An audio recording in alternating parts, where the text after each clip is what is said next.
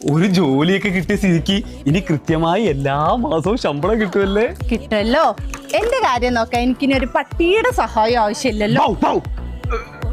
എന്റെ ജോലി പോയാലെന്താ, നമുക്കൊരു ജോലി. അയ്യടാ, ഇതേ ഞാൻ കഷ്ടപ്പെട്ട് എഴുതി കിട്ടിയ ജോലിയാ. വേണേ വല്ല ജോലിയും ഉണ്ടാക്കാൻ നോക്ക്. ഹരിയുടെ ബർത്ത്ഡേ പാർട്ടിക്ക് എന്നെ വിളിച്ചിട്ടുണ്ട്. ഇനി നിന്നെ അങ്ങോട്ട് കെട്ടി എഴുന്നള്ളിക്കാച്ചിട്ടാ. അവിടെ എല്ലാരും ഭാര്യമാർക്ക് ജോലി ഉണ്ട്, നിനക്കിവിടെ എന്താ ഉള്ളത്? ചൊറിയും കുത്തിങ്ങനെ ഇരിക്കാന്നാ. തിരുപ്പിടി അവിടെ.